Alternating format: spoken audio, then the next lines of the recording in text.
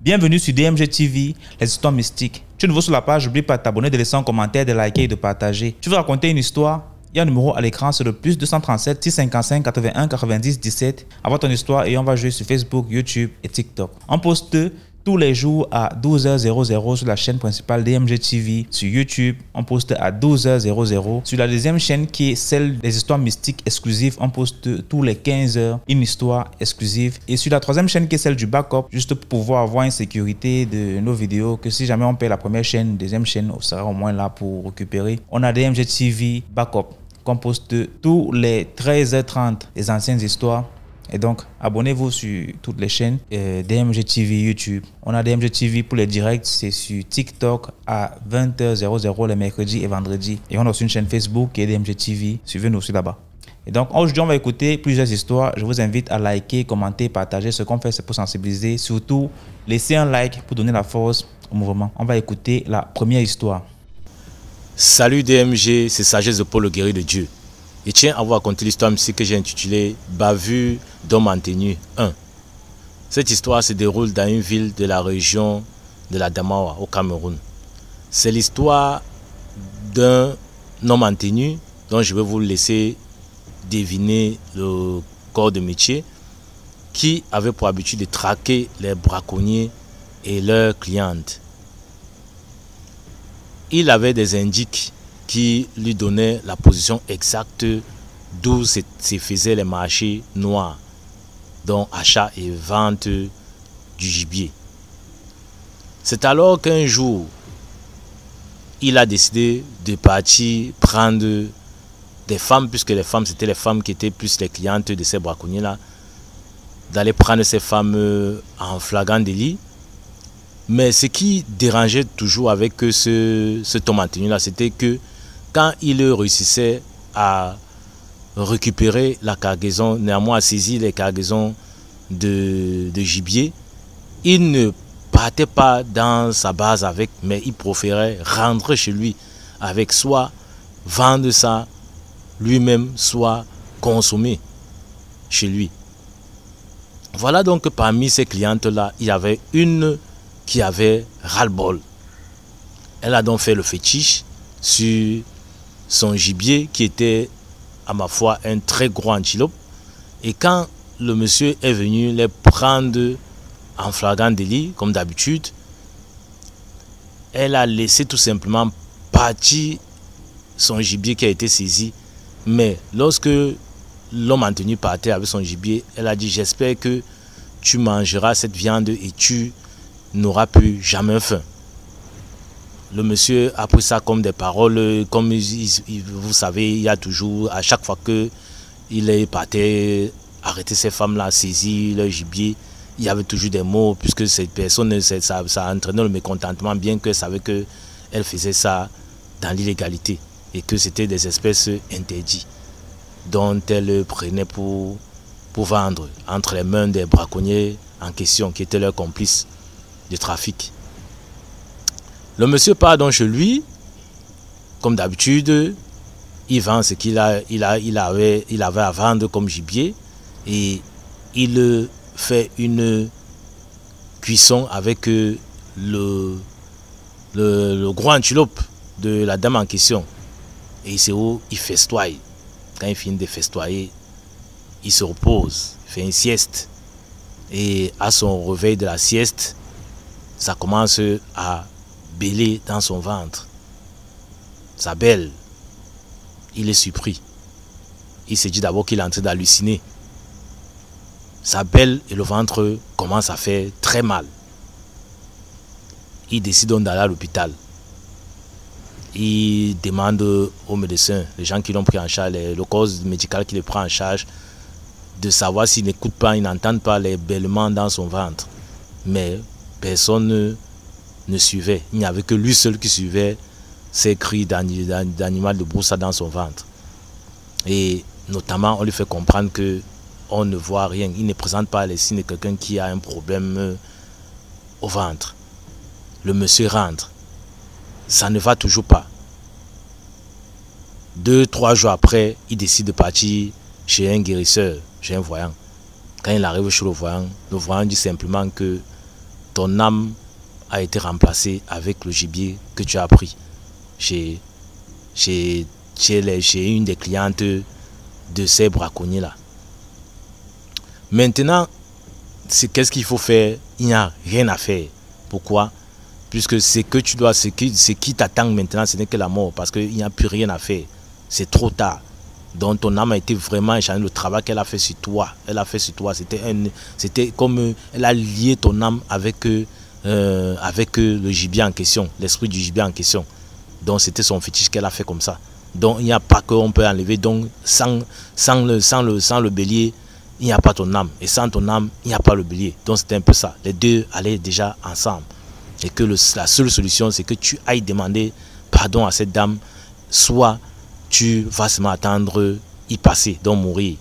Le monsieur rentre alors au marché noir où il avait trouvé la dame, où il avait saisi le gibier en question. Il a retrouvé quelques dames et quand on lui demandait, quand il a demandé où était la dame qui avait lancé tel mot, on a fait simplement comprendre que la dame n'est plus ici, puisque le jour où il a pris le gibier, la dame avait quitté la ville pour aller chercher à faire autre chose ailleurs et d'arrêter ce métier de vente de gibier en achetant, après avoir acheté chez les braconniers, quoi.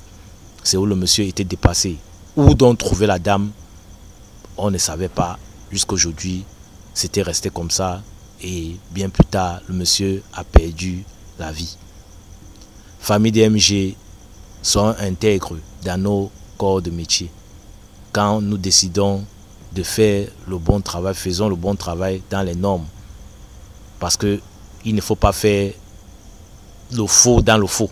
C'est-à-dire quoi? C'est bien, c'est vrai, c'est très bien, c'est bien beau. C'est vrai que les mamans font un trafic illégal, donc une activité illicite. Mais quel est le règlement? Qu'est-ce que le règlement du corps de métier demande?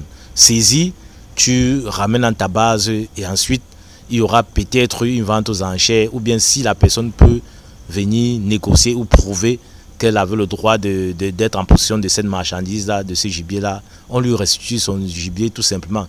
Que de prendre le gibier, aller le vendre et puis prendre une autre partie, aller consommer chez soi. Non, là, ça ne donne plus. Là, même si vous avez quelle puissance, vous avez quoi sur vous, franchement, vous n'allez pas échapper si quelqu'un décide de vous faire un fétiche comme cette dame-là a fait le fétiche à cet homme en tenue-là. Famille DMG, restons en prière et soyons vraiment sérieux dans ce qu'on fait et soyons vraiment clairs et vrais dans ce qu'on pratique comme métier. C'était l'histoire qui était à partager avec la grande famille DMG. C'était Sage de Paul, le guerrier de Dieu depuis la vie d'écrire au Cameroun. À vous de liker, de commenter, de partager. Surtout de vous abonner à la chaîne DMG TV. Parce qu'avec DMG TV, l'esprit d'être humain, ça ne veille pour les deux mondes parallèles. C'est-à-dire le monde visible et invisible. Je vous remercie de m'avoir écouté et à très bientôt pour d'autres histoires mystiques. D'autres histoires. Merci beaucoup pour l'histoire. Maintenant, on va écouter la deuxième histoire.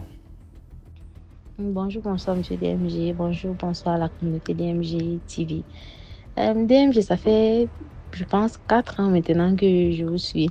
Et je vous ai connu par le biais d'une amie qui a envoyé le lien de Facebook. Et depuis là, je suis quittée de Facebook pour TikTok, Non, c'était Facebook, YouTube. Et depuis, je n'ai jamais eu le courage de vraiment raconter une histoire. Donc aujourd'hui, je sais pas, j'ai eu un peu de courage et je vais commencer par une toute petite histoire là. En fait, l'histoire se passe au nord du Cameroun. On vivait dans un quartier à Garoua et le quartier là était proche du cimetière. C'était environ 400 mètres du cimetière, 300 mètres du cimetière. Et comme pendant la sécheresse, on dort souvent dehors et quand la fraîcheur commence à venir avant qu'on entre, ce jour-là, j'étais avec 2 de mes amis d'enfance que j'ai rencontrés dans la construction dans laquelle nous vivions. Et dans de moment-là, il était environ 20h, 21h et les parents étaient encore à l'intérieur en train de regarder le journal avant de venir peut-être après se coucher dehors et dormir avant de rentrer. Donc, ce jour-là, puisque le parent était à l'intérieur, j'étais avec mes deux amis là. Nous étions assis, nous étions couchés sur la natte à l'extérieur. Et à l'extérieur de la concession. Et on regardait, on était couchés de dos. Donc, on regardait vers le ciel, on se racontait des histoires, on causait, les causeries de petites filles de 12, 13 ans comme ça. Donc, quand on était couchés, on parlait, on était en train de parler. Tout d'un coup, on voit...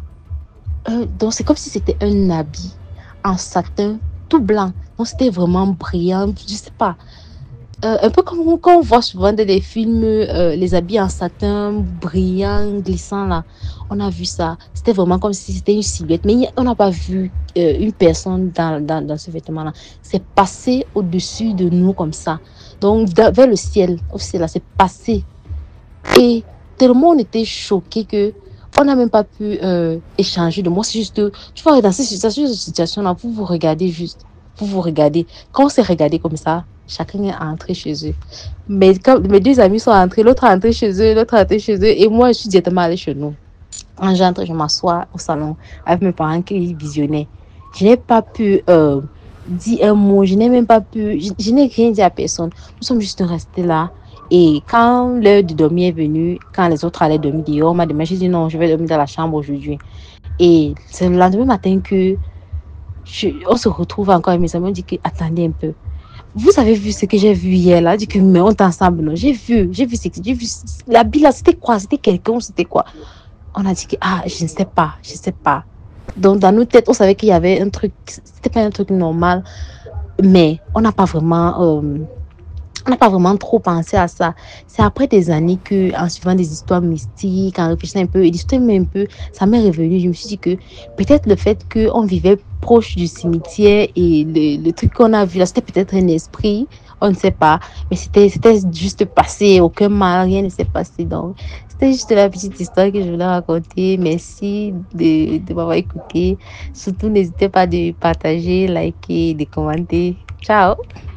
Merci beaucoup pour l'histoire. Maintenant, on va écouter la troisième histoire. Bonjour et bonsoir à toute la population de DMG TV. Je tiens aussi à remercier DMG TV d'avoir publié ma première histoire à la plateforme DMG TV. Bien, aujourd'hui je vais vous raconter une histoire, une petite histoire qui m'a été racontée par ma grande sœur. Je vais intituler mon histoire Les témoins de Jéhovah sorciers. Bien, tout commence un dimanche. Je suis allé rendre visite à ma grande sœur. Arrivé chez elle, elle m'a donc raconté cette histoire. Bien, elle m'a donc dit, c'était un dimanche, c'était un dimanche matin, elle était à la cour de sa maison, elle était en train de faire la lessive, elle était en train de lessiver. Du coup, elle aperçoit trois jeunes hommes tenant des Bibles et tout ce que vous connaissez, des témoins de Jéhovah, avec les petits sacs, les sacs noirs et tout, bien sapés, bien vêtus, comme vous connaissez les témoins de Jéhovah, toujours en veste, cravate, bon parfum et tout, comme vous connaissez. Bien. Du coup, les témoins de Jéhovah l'interrompent. Alors, bonjour ma soeur, comment allez-vous? Elle répond, oui, je vais bien, que la paix du Christ soit avec toi, elle dit Amen, et tout, tout ce que vous connaissez des témoins de Jéhovah. Et puis, les témoins de Jéhovah leur ont demandé s'il vous plaît ma soeur, est-ce que je peux avoir 5 minutes? Est-ce que nous pouvons avoir 5 minutes de votre temps? Ma soeur dit que non, il n'y a pas de problème, vu que ma soeur c'est aussi une chrétienne, elle me croit en Dieu. Et elle ne s'y attendait pas que ce n'étaient pas des bons témoins de Jéhovah. Elle les a donc donné le bénéfice du doute. Du coup, maintenant, vu les 5 minutes qu'elle les a accordées de son temps, ils étaient en train de prêcher, et tout. Ma soeur dit que qu'est-ce qu'ils étaient en train de faire, de prêcher, qu'est-ce qu'ils étaient en train de prêcher l'évangile à ma soeur. Ma soeur me dit, au fur et à mesure qu'ils étaient en train de prêcher, il y avait l'autre qui n'était même pas en train de prêcher, l'autre était seulement en train de regarder seulement autour de sa concession, autour. Elle avait remarqué cela. Et du coup, maintenant, elle restait donc, c'était comme si elle était paralysée, au fait. Donc, elle dit qu'elle est restée comme ça. Elle était paralysée. Son corps ne bougeait plus. Elle était seulement là, à l'écoute. Donc, elle écoutait seulement les deux autres personnes étaient en train de parler et il y avait une autre personne qui était seulement en train de radaliser le chez elle, en train d'observer sa maison, au fait. Ils étaient en train de prêcher. Du coup, maintenant, celui, la troisième personne qui était en train de regarder sa concession, commence à dire que ma soeur, je constate que chez toi, tu as une somme de 500 000, c'est un mauvais argent. Ma soeur dit que, hey, mauvais argent comment? Vu que l'argent que le monsieur là, les 500 000 que le témoin des jours était en train de dire, c'était une somme d'argent que le mari de ma soeur l'avait donné de garder. Le mari de ma soeur l'avait donné de garder. Elle dit que non, j'ai pas moi de mauvais argent chez moi, il n'y a pas de mauvais argent. C'est ma soeur qui dit cela, il n'y a pas de mauvais argent chez moi. Désolé, il n'y a pas de mauvais argent chez moi. Il dit que non, je ressens ça, je vois que il y a une mauvaise somme d'argent chez toi. Entre là-dedans et prends cet argent, on va prier dessus. Ma soeur d'abord restée, ma soeur dit que non, il n'y a pas de mauvais argent chez moi. Après, les deux autres qui étaient en train de prêcher l'évangile, l'autre a pris la Bible, l'autre a pris sa main, touché la tête de ma soeur, disant que ma soeur, je vois qu'il y a vraiment... Donc, il a touché la tête de ma soeur, et puis ma soeur s'est arrêtée, elle ne parlait plus. Elle était seulement là, en train d'observer, elle était seulement là, comme une statuette au fait, les yeux ouverts, elle ne parlait plus. Celui qui a donc touché la tête de ma soeur, c'est lui qui répète maintenant en disant que ma soeur, à l'intérieur de chez toi, il y a un mauvais argent, va et prends les 500 000, viens avec. Ils vous ont fait comment pour savoir que c'était 500 000, ou ils ont fait comment? Elle ne connaissait pas. Ma soeur donc se lève alors, inoptisée, elle ne connaissait plus, elle était seulement là, elle marchait. Elle dit qu'elle ne sait même pas à quel moment elle est entrée au salon. Du coup, elle dit que quand elle est entrée au salon, elle avait l'envie, il y avait l'esprit qui a dit que appelle ta mère. L'esprit là ne faisait que dire appelle d'abord ta mère. Donc elle appelle d'abord notre mère. Elle dit que elle ne sait pas ce qui s'est passé. Elle est partie prendre de l'argent et puis elle est sortie avec. Dès lors qu'elle est sortie avec l'argent, elle a donné au monsieur. Les messieurs ont commencé à prier. Elle était seulement là, elle regardait donc. Elle dit que c'était comme si elle ne connaissait même plus où elle se trouvait. C'était comme si elle n'était même plus chez elle. C'était comme si elle n'était plus chez elle. Elle était seulement là, les gens étaient en train de parler. Et puis, elle dit qu'elle est restée comme ça là.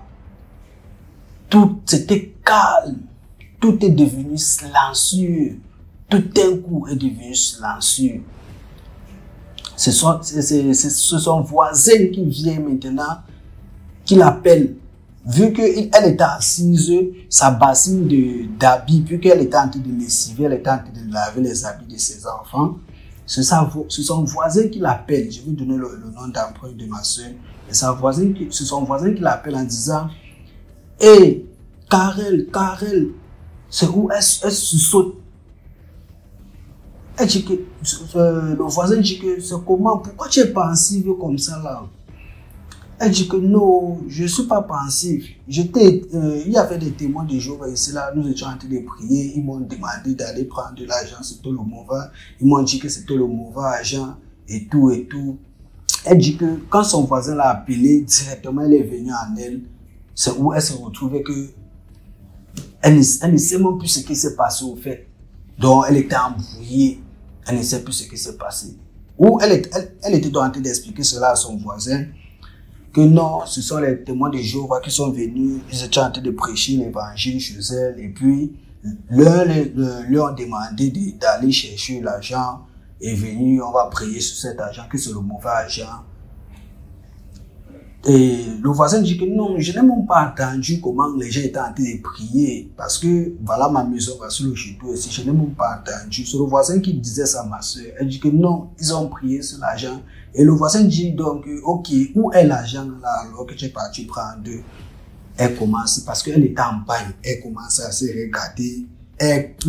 C'est où elle se regarde, elle voit, elle était assise sur le tabouret, elle voit la bassine d'eau et les habits à l'intérieur. Elle court directement, elle entre dans la chambre, elle regarde où il y avait son argent, elle ne voit pas l'argent, elle sort, elle commence à pleurer, elle dit que hey, oh, les témoins de Jéhovah l'ont arnaqué, ce sont les sorciers, je ne sais pas comment ça s'est passé, je ne sais pas comment ils ont fait pour que j'entre là-bas, je prends mon argent, je ne connais même pas. Donc elle était embrouillée. Son voisin, même après, c'est son voisin qui lui a dit que, qu'il regardait même comme ça, là, comme elle s'est levée, comme il a dit que, ok, où est l'argent alors, elle s'est levée en courant pour aller vérifier si vrai, elle est partie prendre de l'argent et donner aux témoins de Jéhovah. Puisque le voisin dit qu'il n'a même pas écouté les gens qui étaient en train de prier, il n'a même pas écouté la voix des gens à la cour, rien. Dès lors qu'elle sort, elle ne voit pas l'argent, elle commence à pleurer et tout. Elle crie que non, 500 000, l'argent est parti, l'argent a disparu. Elle appelle maintenant la mère, elle commence à expliquer à la mère et tout. La mère dit que non, tu as été arnaqué par les témoins de Jéhovah qui utilisaient les écorces. C'est où elle est restée comme ça là et tout. Elle était dépassée. Elle était dépassée que non, l'argent que son mari devait faire, les finitions de la chambre de ses locataires avec, voilà ça que c'est parti comme ça dans l'eau et tout. Moi-même, je suis resté comme ça, je n'avais même plus rien à dire. Donc, je suis resté, quand elle m'a raconté l'histoire, j'ai seulement dit que désolé, grande sœur, ça arrive, mais prochainement, quand ce genre de personnes arrivent chez toi, même si c'est quoi, dis seulement que non, je ne suis pas intéressé. Parce que le Dieu est gâté. On ne connaît plus qui est qui. Et ils vont venir chez toi comme ça là. D'autres vont venir, on ne sait pas quoi ils vont mettre. D'autres, tu peux même venir comme ça, ils mettent même un démon, même choix chez toi. On ne sait plus qui est qui. J'ai seulement, la seule chose que j'ai dit quand elle a fini de me raconter cela, j'ai seulement dit, grande sœur, prochainement, quand ce genre de personnes, de situations arrivent, peu importe, même si c'est qui se place devant toi en disant que ce sont les témoins de Jéhovah, pardon, si tu es tenté de faire quelque chose, entre-toi chez toi, tu bloques ta porte, tu dis, tu n'es pas intéressé. Si tu pries ton Dieu à la maison, prie ton Dieu à la maison, Dieu écoute des prières de tout un chacun, peu importe la position où tu te trouves. Voilà tout ce que moi j'ai dit à ma grande sœur. Donc, c'était la petite histoire que j'avais à vous raconter aujourd'hui, la famille DMG. Tout ce que moi je peux vous dire, s'il vous plaît, faites attention à ce soi-disant témoin de Jéhovah qui vient vous toquer chaque dimanche, chaque matin, soi-disant qu'il veut vous prêcher l'évangile. S'il veut prêcher l'évangile, il n'a qu'à aller prêcher ça dans les paroisses là, au fait. Car moi je sais que moi, mon Dieu, moi je peux prier mon Dieu à toute position, à l'endroit où je veux, du moment où je veux.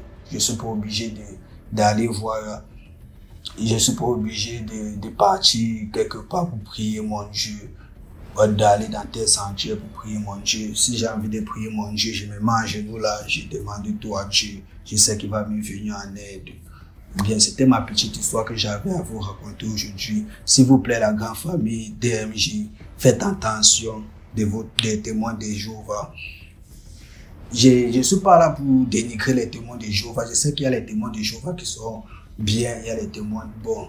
Je sais qu'il y a les témoins de Jéhovah au fait qui sont bien. Mais faites quand même attention.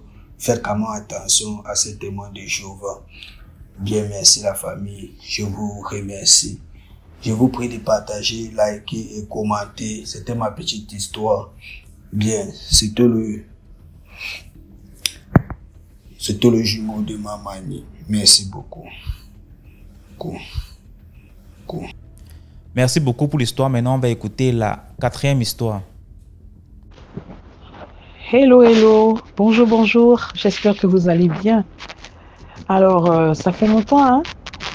Non, c'est surtout à cause de beaucoup d'occupations, comment on appelle ça, différents mariages, les deuils et tout. Et puis, un peu de fatigue aussi.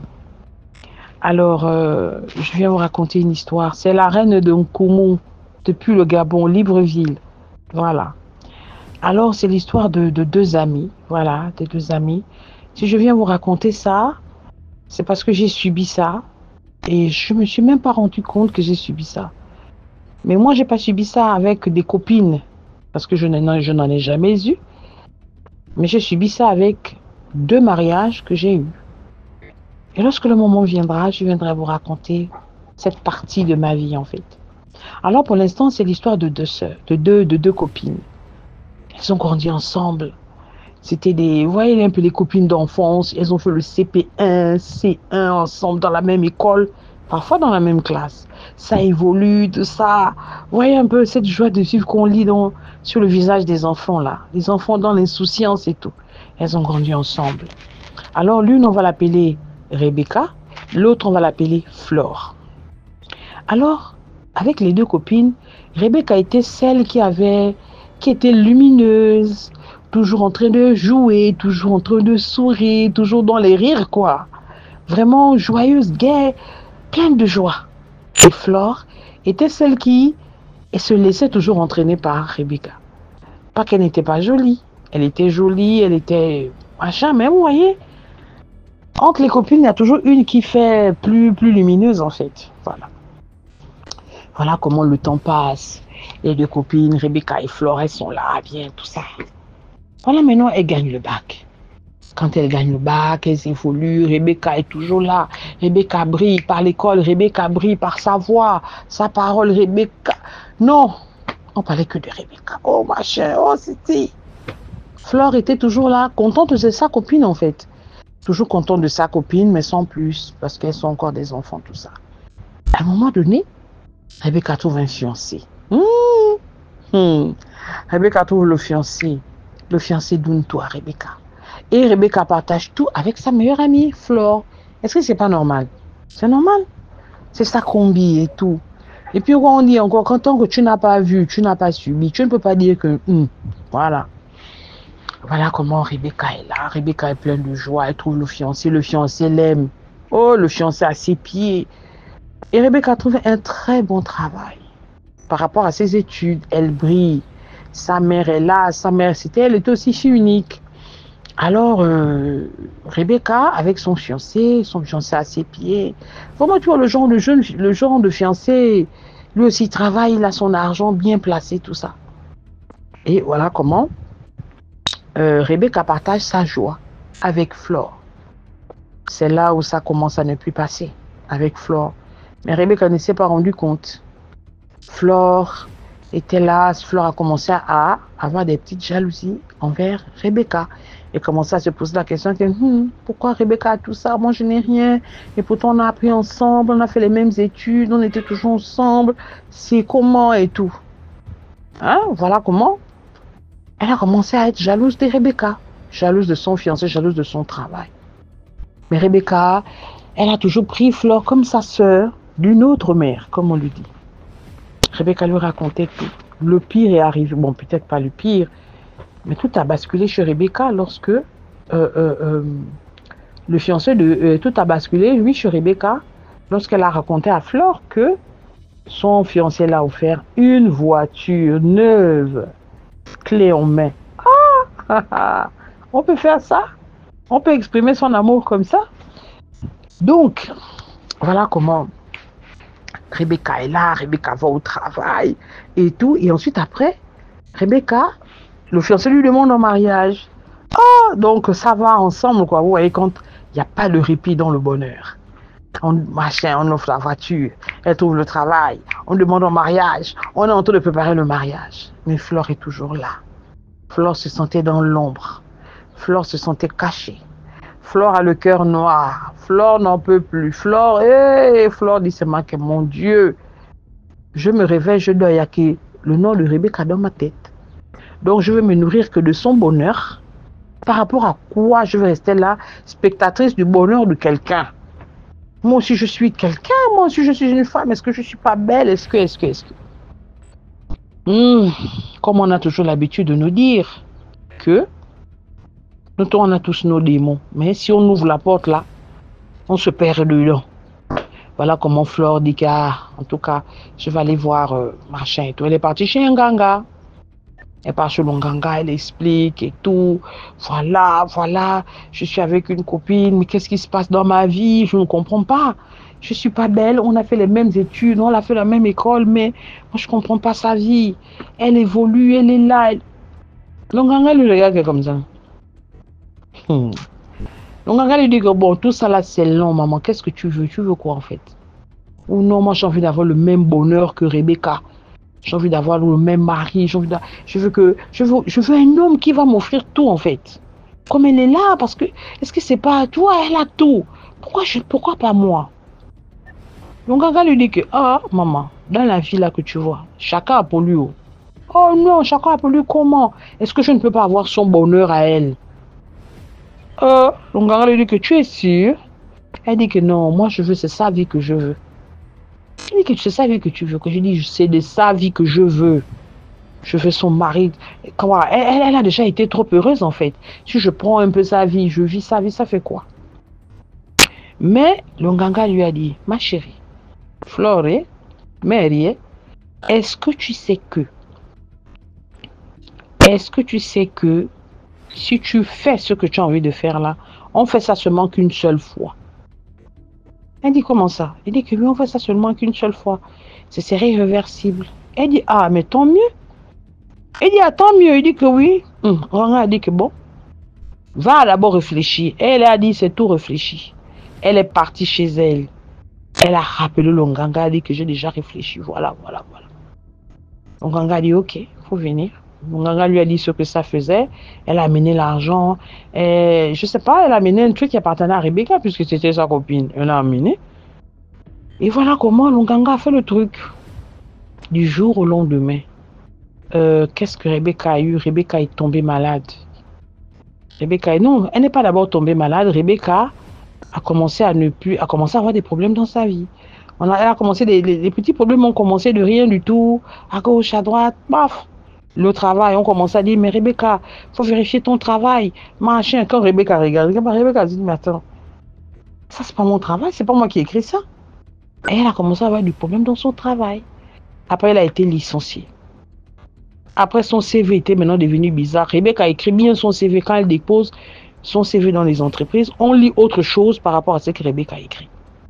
Rebecca ne comprenait plus rien. Mais qu'est-ce qui se passe et tout? Elle a perdu son travail. La voiture est tombée en panne. Elle ne comprenait plus rien. Mais vous savez, quand on t'a élevé que tu es seulement que là, tu ne peux pas aller regarder ailleurs. Elle s'est dit que bon, c'est des choses qui arrivent. Du jour au lendemain, peut-être 3 ou 4 mois plus tard, le gars a commencé à être bizarre avec elle. Son fiancé a commencé à être bizarre. Il lui parlait maintenant fort, il lui parlait mal, il lui parlait... Rebecca lui disait, mais c'est comment, mes chéris? Chérie de quoi? Ma chère, tu es ceci. En tout cas, ta copine n'est pas comme toi. Donc, il faisait maintenant des comparaisons. En tout cas, Flore, je ne sais même pas ce qui m'a attiré vers toi. Flore est plus belle, plus intelligente, plus ceci.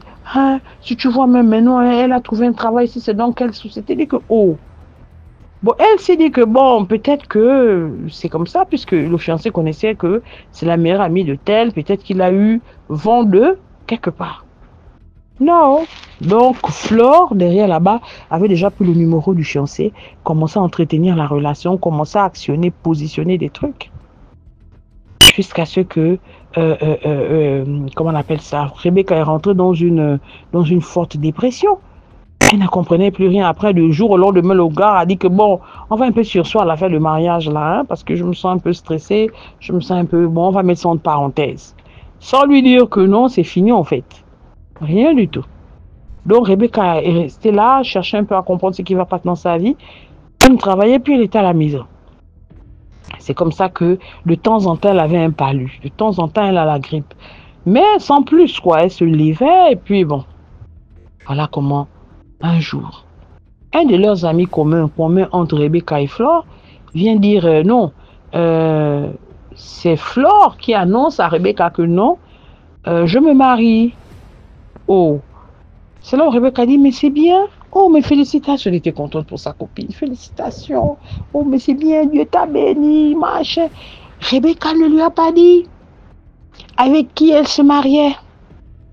L'autre disait seulement, Flore ne lui a pas dit avec qui elle se mariait. Rebecca était contente pour Flore, machin, tout ça. Et puis c'est comme ça que je pense le jour J.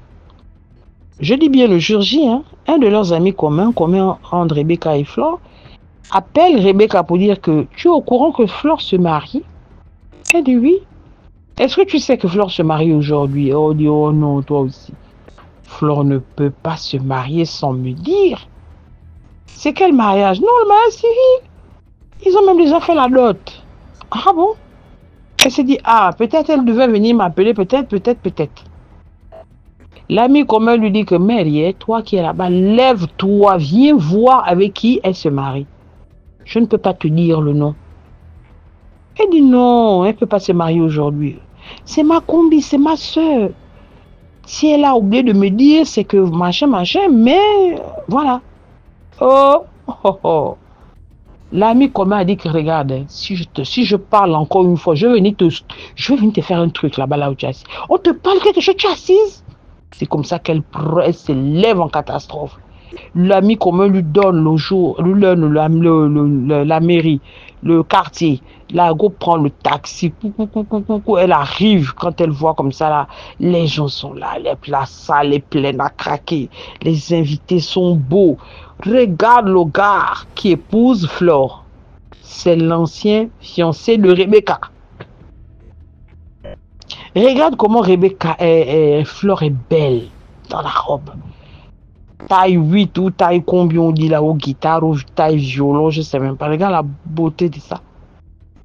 Rebecca arrive comme ça là, mais Rebecca a le vertige. Rebecca dit non. Rebecca dit non, je ne vois pas bien. Ça c'est qui? Mais ça c'est pas mon fiancé. C'est pas Stéphane. Elle dit non, il ne peut pas faire ça.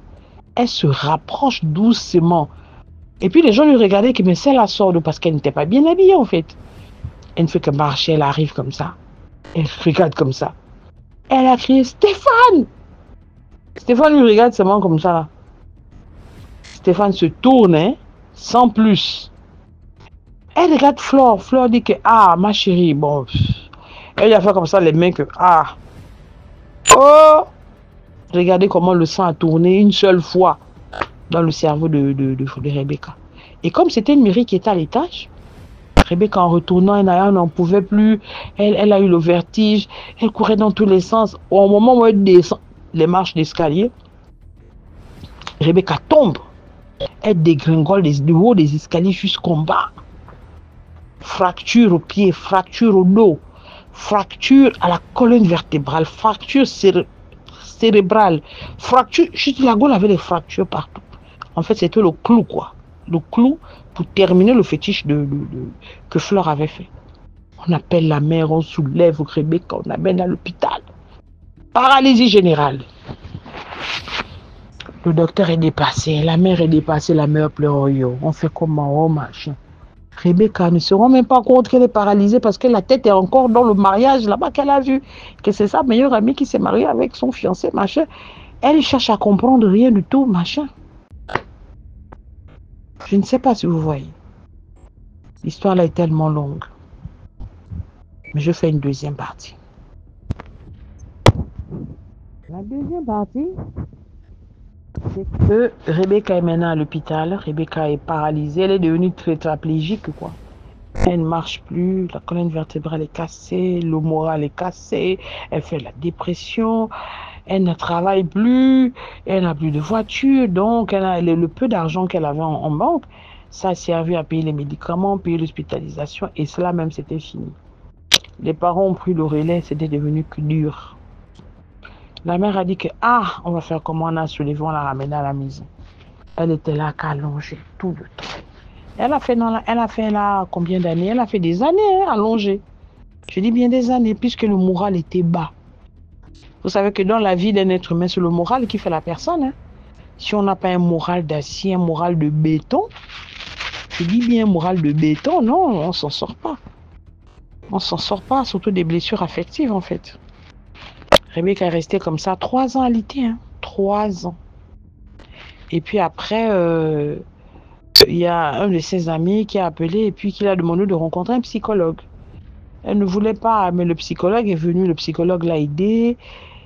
Ce que je veux mettre l'accent sur l'attitude du psychologue. Il y a des jours, le psychologue venait, il s'asseyait tout simplement et s'il fallait regarder la télé, il regarde seulement la télé. Il regarde Rebecca, Rebecca ne dit rien, lui aussi ne dit rien, il regarde la télé. Si c'est pour une heure de temps. Rebecca parlait seulement avec les yeux, lui aussi parlait avec les yeux. Sans mot dire. Je dis bien sans mot dire.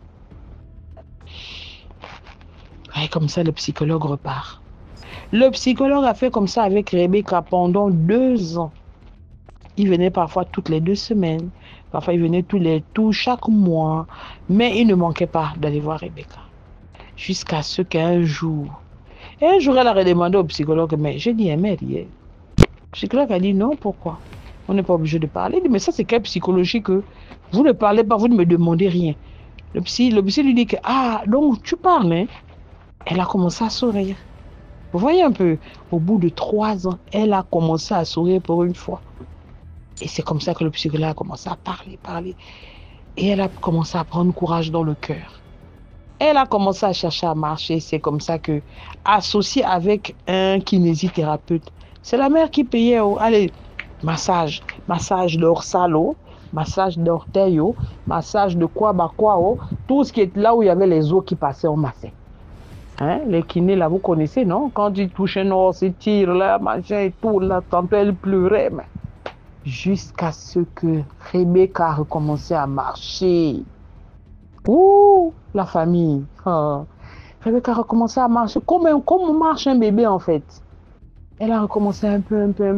Elle a commencé à prendre courage. Après, elle a dit à sa maman, si sa maman peut lui chercher une petite table, elle commençait à sortir pour s'asseoir à la terrasse. Et sa maman, elle dit à sa maman, cherche-moi une table, je vais commencer à vendre les tomates, les cubes magiques devant la table, devant la porte. Et c'est comme ça que ça a commencé, elle commençait à vendre les oignons, les tomates. Le psychologue ne laissait pas, le psy venait toujours et elle souriait. Et le psy disait que c'est ton sourire qui me fait revenir ici. Donc ça commençait et tout. Entre-temps, Flore est partie en mariage, non? Elle a gagné regardez le poste. Flore a gagné un grand poste. Le fiancé a gagné un grand poste. Ils se sont mariés dans lune de miel. Si c'est pas Dubaï, ils sont partis jusqu'en île Maurice. Mais franchement, une vie de luxe. On se comprend. Après, ils ont trouvé point d'attache en Angleterre. Ils se sont installés en Angleterre parce que le fiancé, Stéphane, avait eu un poste là-bas. Elle aussi, Flore, on a fait un rapprochement d'époux. Ah, voilà. Ils sont été là, Ketindi, le goût de l'amour, le goût de l'amour, ils mangent l'amour et tout. Après, Stéphane a commencé à dire à Flore que, ah, maman, on est là déjà mariés depuis 2 ans, 3 ans, même pas un enfant. Mais faisons l'enfant. Ah oui, machin, on va faire l'enfant. Monter, descendre, oh, in vitro, on place, ça sort. In vitro, on place, ça sort. On essaye par voie normale, ça sort. On envoie même les nouvelles au pays, les bouteilles, faites machin, ça sort. À un moment, ça ne rentrait même plus. Flore n'arrivait pas à faire d'enfant. Et c'est comme ça que Stéphane, le mari, a commencé à se fatiguer. Et puis on dirait que tu voyais le fétiche avec le temps, hein, ça je vous le dis. Plusieurs personnes me l'ont toujours confirmé, le fétiche a un temps. Ça fait comme la bouteille de jus de coca en fait. Plus tu l'utilises, tu bois, non? Tu bois. Quand tu bois là au début, là, c'est encore sucré bon là. Mais vers la fin, parfois tu t'étouffes même déjà car le coca là aussi ne finit pas. Le fétiche, c'est comme ça. Au bout d'un certain nombre de temps, Stéphane a commencé à dire que, ah, mais qu'est-ce que je fais avec toi? Tu ne fais pas d'enfant. Et il a commencé à avoir le même traitement qu'il faisait déjà à Rebecca. Vous vous rappelez que, oh non, mais pourquoi tu es comme ça, machin? Il a recommencé à faire des comparaisons. Oh, machin. Et c'est comme ça qu'il avait maintenant les copines partout. Il en avait marre. Il est revenu au pays. Il s'est monté, s'est descendu. Après, la vie de Stéphane aussi a commencé à être bizarre. Oh? Le travail, on l'a enlevé. Il trouvait notre travail. Il travaille 4 mois, on enlève. Il trouvait notre travail. Il travaille 5 mois, on enlève. Fleur là-bas, la vie était maintenant devenue clopin, clopin. Oh, ici on enlève au travail. Le CV l'a fait comme ça. Ouais, la vie a commencé à devenir bizarre. Jusqu'à ce que on a enlevé Fleur au travail. On a enlevé Stéphane au travail.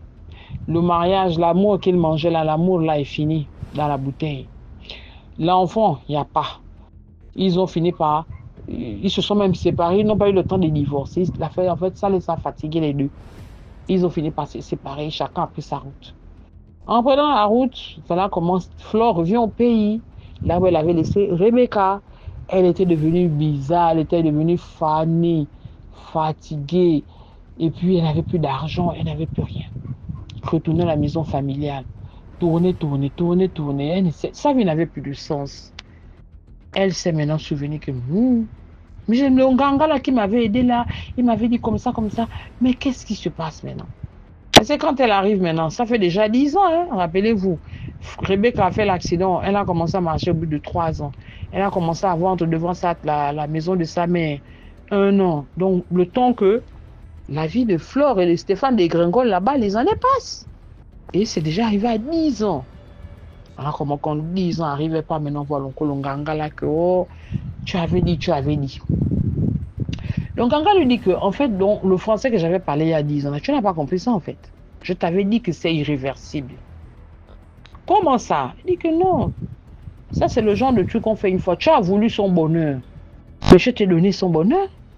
Tu n'as pas épousé son gars, oui. Tu as dit c'est son bonheur. Tu as payé. Le gars t'a acheté pas une des voitures, oui.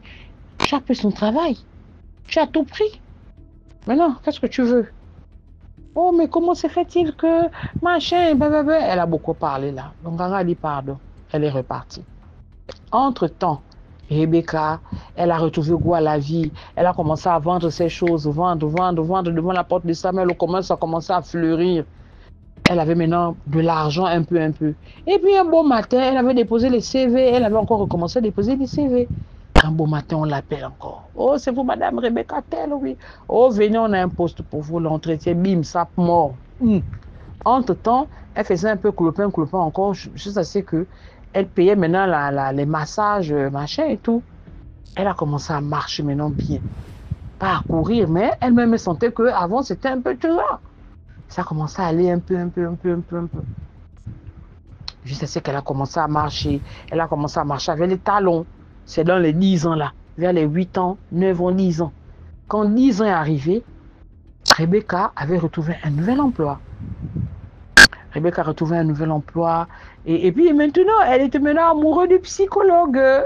Le psychologue aussi était amoureux. Elle était amoureuse, voilà. Le psychologue aussi l'aimait, tout ça là. Ils ont fini par lover ensemble. Ils ont aussi mangé l'amour. Le psychologue l'a épousée. Mais entre-temps, Rebecca a vu que, Rebecca a fini par comprendre que c'était pas naturel. Rebecca a fini par comprendre que non, il y a quelque chose qu'on m'avait fait en fait. Et puis après, sa mère aussi est allée chercher. Sa mère a dit que, copine là, que tu disais copine, sœur de cœur, c'est elle ou. Donc Rebecca est restée comme ça, Rebecca n'a rien dit. Rebecca a subi sa vie qu'on l'avait imposée. Et c'est comme ça que le temps est passé. Maintenant, Rebecca est devenue, elle a créé des associations. Tu vois un peu, elle a tourné le mal qu'on lui avait fait, elle a tourné son bien. Elle a créé des associations où elle pouvait aider les jeunes filles qui étaient maltraitées, les jeunes filles violées, les jeunes filles abandonnées. Comment vous pouvez vous en sortir? Elle prenait maintenant son exemple pour raconter aux autres. Et les gens prenaient de l'énergie, les gens prenaient de la force. Comme elle a recommencé à vendre avec la banane, la table, tout ça là. Est-ce que vous voyez? Et c'est comme ça qu'elle s'est mariée. On l'appelait maintenant dans le pays. Et qu'est-ce qui fait maintenant le tic chez Flore? C'est quand même un soir, Flore est comme ça là, assise. Elle voit qui à la télé? Rebecca, dans une tribune en train de s'exprimer, parler de l'entrepreneuriat. Le mot, c'était la résilience entrepreneuriale. C'est ça le mot, la résilience entrepreneuriale. Comment il faut faire quand vous rencontrez telle difficulté? Comment? Quand Fleur a vu Rebecca encore à la télé, elle est encore repartie chez Nganga. Il dit au Nganga que non. Quand je vois Rebecca à la télé, ça m'énerve. Comment elle recommence encore à briller. Nganga l'a dit que je dis, toi tu as quel problème avec Rebecca? Rebecca est née avec son étoile. Tu es venu, tu as renversé l'étoile, le destin de Rebecca. Mais tu ne savais pas que c'est pour 10 ans. Moi, je ne suis pas Dieu. C'est Dieu qui a écrit ça comme ça. Mais pendant 10 ans, tu as utilisé pour elle. Toi, tu lui as donné ta vie. Il dit oui. Toi, tu as pris la vie de Rebecca, oui. Et Flore dit, mais non, Nganga, oh, je veux que tu renverses encore. Donc, Nganga lui dit que ça ne va pas dans ta tête. Donc, Nganga, pour une fois, il dit que ça ne va pas dans ta tête. Je vais faire ça comment? Il dit, je n'ai même pas le fétiche qui fait ça. Tu sais ton destin maintenant, puisque tu n'as pas voulu attendre. Toi, ton destin, ton étoile devait éclore 10 ans plus tard. Et quand ça devait éclore pour jusqu'à la fin de la vie. Mais tu étais pressée et tu étais jalouse. Tu es parti prendre le destin de Rebecca, tu as renversé. Tu as vécu la vie de Rebecca, mais tu n'as pas su combien de temps l'étoile de Rebecca devait briller. Mais elle a supporté ton destin que tu le lui as imposé. Elle a supporté 10 ans. Maintenant, ton destin aussi brille chez elle 10 ans plus tard. Tu veux prendre quoi encore? Oh, Flore dit que jamais, je reprends mon destin. C'est mon destin, c'est pour moi. Le Nganga a dit, en tout cas, tu vas trouver quelqu'un d'autre, c'est pas moi. Elle est partie, maintenant elle a trouvé un autre Nganga. Là-bas, c'était maintenant Nganga mélangé avec le charlatanisme. Il a fait sortir des livres, il a écrit des phrases. Il a donné à Flore que mien, tiens, va te laver avec les autres, tu bois, machin, ton destin qu'elle a pris. Flore disait maintenant au Nganga que non, c'est Rebecca qui a volé son destin. Et voilà pourquoi elle veut le reprendre. Elle est partie faire les incantations. Elle a bu, ou elle s'est lavée, ou des autres, ou elle s'est purgée. On ne sait pas. Mais vous savez quoi, elle est devenue encore 10 fois plus vieille. Elle voyait maintenant les fantômes, elle voyait maintenant les gens partout. Les gens, les démons, les voix, les esprits. Juste à ce que, pendant tout ce temps, 10 ans sont déjà passés, on est déjà la 12e, 13e année. Jusqu'à ce qu'une voix est venue lui dire que Rebecca et Flore, là où tu es là, tu es déjà en train de partir. Pour que ton âme n'erre pas, va demander pardon à Rebecca pour tout le mal que tu lui as fait. C'est comme ça qu'elle s'est levée, parce qu'elle ne dormait même plus. Le manque de sommeil lui donnait des têtes de zombies. Elle est maintenant partie supplier. Rebecca a refusé, mais supplier. La mère a dit, ah maman, va d'abord, il faut écouter. Donc quand elle est partie, comme ça, elle est partie avec le psychologue, elle est partie avec sa mère, elle est partie avec toute une armée en fait. Pour dire que s'ils auront encore envie de me faire un truc, au moins sur religion. C'est comme ça que ils sont partis, elle a parlé, où je te demande pardon, j'étais jalouse de toi, nanani, nanana. Rebecca a seulement écouté, quand elle a dit, tu as fini. Elle dit oui, elle est partie, elle dit que non. Mais je t'ai pardonné depuis en fait.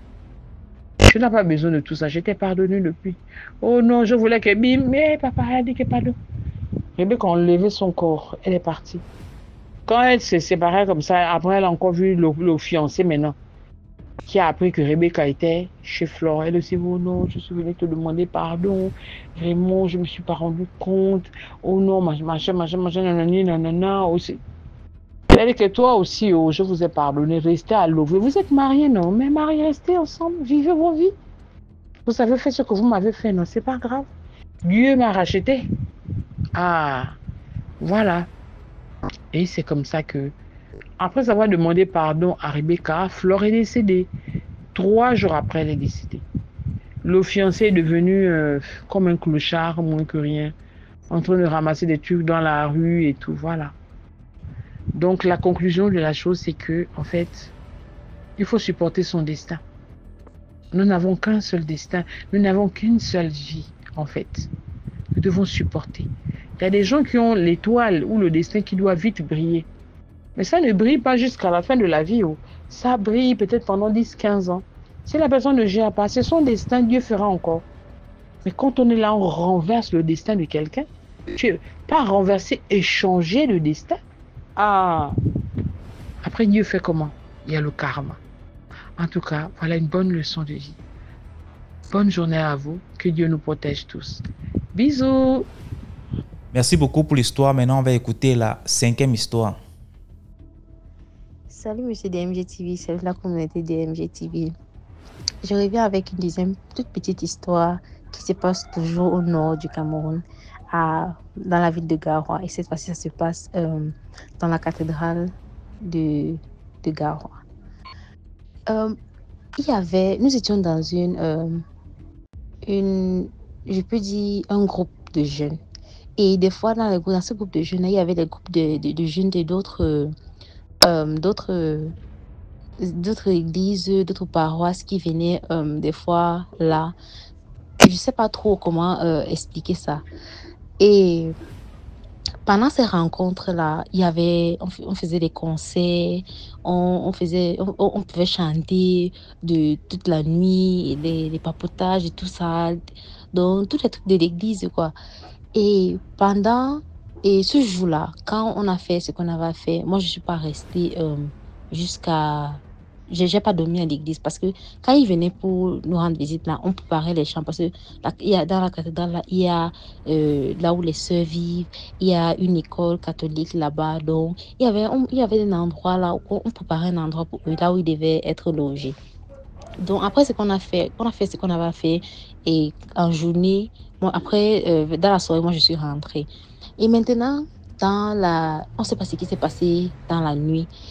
Ceux qui étaient là, ils ont chanté, ils ont joué, ils ont joué à des jeux, ils sont à côté des histoires et tout et tout. Mais surtout, je pense que c'était au moment où ils chantaient, ils prenaient les photos.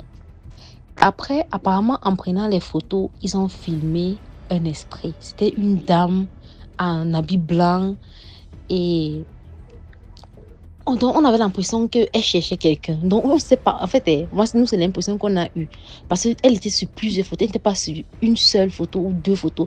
Toutes les photos que la personne... Je ne sais pas si c'était la personne là qui avait... C'était la photo, l'appareil photo de la personne, on ne sait pas. Mais je pense que c'était le lendemain ou 2 jours après, quand une camarade de classe est venue à l'école. On était dans la même église. Elle vient à l'école. Elle nous dit que il y a un truc là sur les photos. C'est comme s'ils ont filmé un esprit lors de la rencontre avec les jeunes de l'autre paroisse là. Et on dit que toi tu racontes quoi comme ça, tu racontes quoi comme ça. Elle dit qu'attendez, non, je vous montre les photos. Elle sort les photos, elle nous montre les photos. Sérieusement, on voit. Donc, c'était vraiment un esprit. On ne voyait pas ses pieds. Elle avait un habit, une robe blanche. Je ne sais plus trop comment je peux la décrire.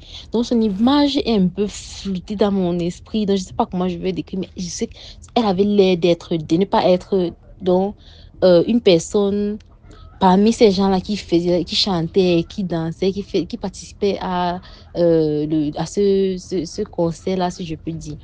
Donc, quand on a vu ça, on avait tellement la chair de poule.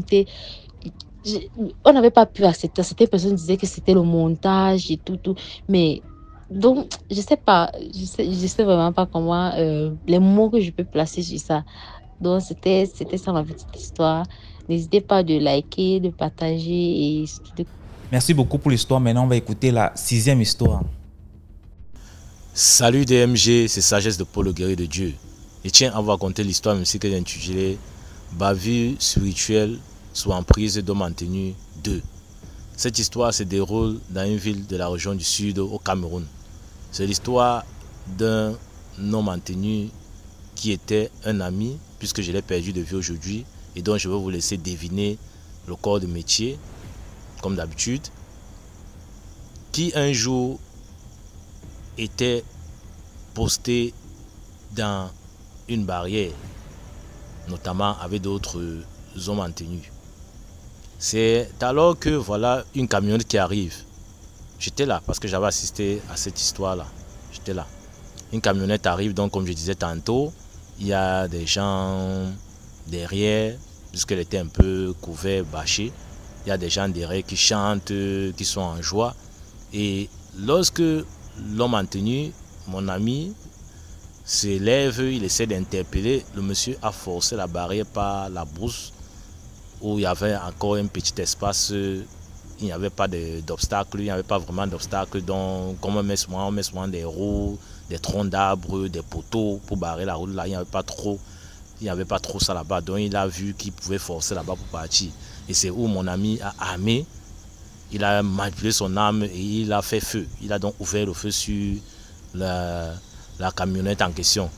Et ce qui nous a surpris, c'est que il y avait une dame au milieu de ces gens qui chantaient dans la camionnette, quoi, qui était derrière, dans la camionnette. Et c'est où la dame qui était au milieu se met à huiler. Donc, on a sous-entendu que le tir que mon ami avait avait effectué était destiné, était parti directement sur la dame, donc avait atteint la dame quoi. Mais alors que lui, il voulait plutôt éclater le pneu pour que le monsieur, pour obliger le chauffeur de la camionnette à s'arrêter, pour qu'on sache ce qu'il a, pourquoi il ne veut pas obtempérer au contrôle. Voilà donc la dame, comme je disais tantôt, qui était encerclée des gens, on nous fait comprendre que c'est une fiancée et quand on partait comme ça pour la doter, elle partait pour rejoindre son mari. Elle partait en mariage notamment. Ça nous a tous surpris. Mais là, directement, s'est créé une émeute. Tous ceux qui étaient autour de la barrière ont subi des violences, franchement. Et c'est alors là où on a réussi à extirper mon ami parce que ces émeutes étaient visées uniquement sur mon ami au maintenu, avec qui on voulait en découdre quoi. Et c'est où on le ramène dans la base. On peut le planquer dans un bureau de la base.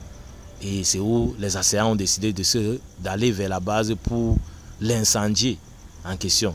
Et une fois qu'ils sont arrivés à la base, une collègue de mon ami s'est placée là à l'entrée du portail et elle a fait comprendre dans la langue locale qu'elle est femme de pasteur. Et beaucoup l'ont reconnue parmi même. Elle est femme de pasteur. Et puis, pourquoi ils viennent s'acharner sur son collègue? Est-ce qu'eux-mêmes ils n'ont pas vu ce qui s'est passé là-bas? Est-ce qu'on a besoin de les faire un dessin qu'il s'agit d'une situation mystique qui s'est passée? Puisque la femme est au milieu des gens, comme je disais tantôt, elle est encerclée par ses belles-sœurs, ses sœurs qui chantaient pour l'encourager, pour la fortifier, la joie qu'elle le proche va en mariage. Et comment la balle qu'on essaie de tirer sur un pneu va traverser, c'est comme ça a traversé, ça s'est envolé et puis ça a visé uniquement la fiancée. Comprenez que c'est un acte de sorcellerie et que quelqu'un là-bas parmi vous ne voulait pas de ce mariage et il a tout simplement utilisé mystérieusement, mystiquement mon collègue au maintenu pour que cette situation arrive. Mais Dieu merci, le pire n'est pas arrivé parce que cette dame-là, cette fiancée-là pouvait être mortellement atteinte. Donc comprenez donc que c'est la sorcellerie et laissez tomber ce que vous voulez faire là. C'est directement où ces gens se sont tassés. C'est des gens qui avaient les goudins, ont laissé tomber les goudins. Les gens qui avaient les pierres ont laissé tomber les pierres. Ils ont fait demi-tour, ils se sont dispersés comme je vous dis là. Franchement, ils sont dispersés après avoir suivi les paroles de la collègue de mon ami au maintenu. Et c'est où maintenant, néanmoins, le chef des hommes maintenus de ce corps de métier a décidé de prendre la blessée par balle en charge jusqu'à ce qu'elle guérisse. Mon ami là en question a finalement été affecté dans une autre unité où il ne porte plus d'armes. Et c'était donc ainsi que cette histoire s'était arrêtée à ce niveau. Famille DMG, restons en prière, tout simplement pour ne pas être la cible ou bien, je sais pas, pour ne pas que les sorciers, les satanistes, les occultistes se servent de vous pour atteindre les sales besognes, les besognes mystiques, comme ça a été le cas avec mon ami au maintenu. C'était l'histoire qui était à partager avec la grande famille DMG. C'était Sage de Paul Guéry, le Dieu depuis la vie d'écrire au Cameroun. À vous de liker, de commenter, de partager. Surtout de vous abonner à la chaîne DMG TV. Parce qu'avec DMG TV, l'esprit de l'être humain reste en éveil pour les deux mondes, par c'est-à-dire le monde visible et invisible. Je vous remercie de m'avoir écouté. Et à très bientôt pour d'autres histoires mystiques. Merci pour l'histoire. Voilà, c'est la fin de cette émission. J'espère que vous avez liké, commenté, partagé. Et surtout, envoyez vos histoires au numéro à l'écran. C'est le plus 237 655 81 90 17. Et on va jouer ici sur YouTube. Passez une très bonne journée. Surtout, priez avant de dormir. Ciao.